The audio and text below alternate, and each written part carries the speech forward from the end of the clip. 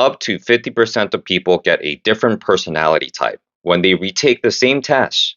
But at the same time, the same test shows around 80 to 90% consistency in the short term. So, what is it really measuring? Your personality or just a moment in your life?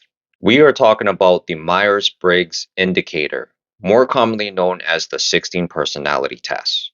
And what's interesting is it didn't come from a lab. It actually started with Carl Jung, who believed people experience the world in different psychological ways. Then a mother and daughter, Catherine Cook Briggs and Isabel Briggs Myers, took the idea and turned it into a system during World War II.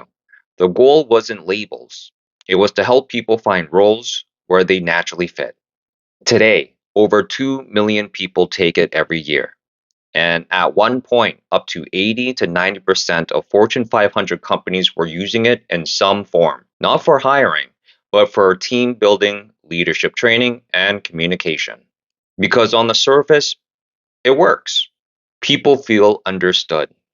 So let me explain how the system works, okay? It breaks people into 16 types based on 4 dimensions: introversion versus extroversion, sensing versus intuition, thinking versus feeling, judging versus perceiving.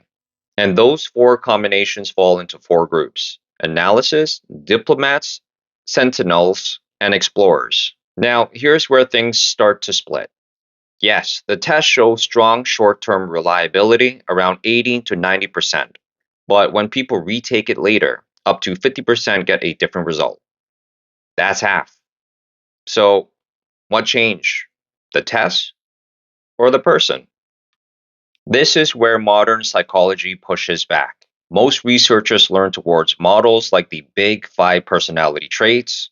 The Big Five personality trait is a psychological framework used to understand humans' behavior and personality. It breaks personality into 5 core dimensions: openness, conscientiousness, extroversion, agreeableness, and neuroticism.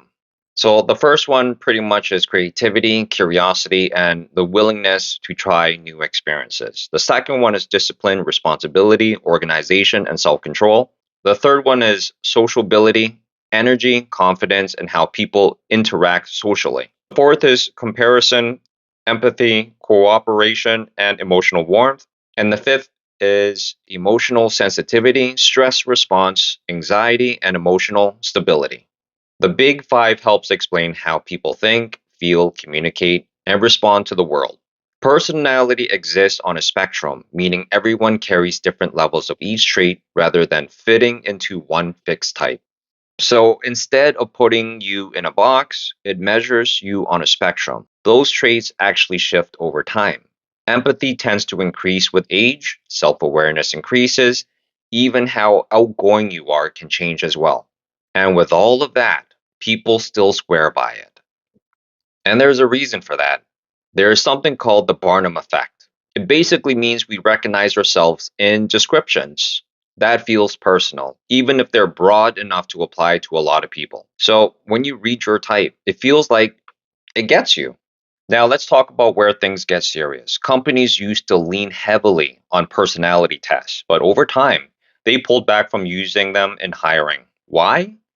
Because under employment law, especially with agencies like the Equal Employment Opportunity Commission, any test used in hiring has to prove it's directly related to job performances. And personality tests struggle with that.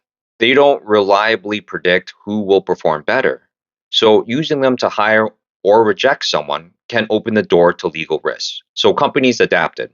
They didn't abandon the test completely, they just moved it to a lower stake situation. And this is where it gets personal for me. I used the test as a ENTJ. Very external, strategic, very direct. Now I relate more to INTJ, more internal, more reflective, and the biggest shift was this: empathy. It means I'm no longer a psychopath or a sociopath. Oh man. Yes, I have emotions now. I know how to feel. Whereas before I was just more logic. I was just, if it makes sense, it makes sense. I don't really care about emotions. So, did my personality change, or did it just develop parts of myself I didn't use before? And that's why I'm in the middle on this. I'm not against it, but I'm not all in it either. Because the test is accurate enough to make you feel seen, but not stable enough to define who you are long term. So, in closing, maybe the real question isn't what's your personality type, it's how much have you changed since the last time you took the test. I'll let you figure that one out.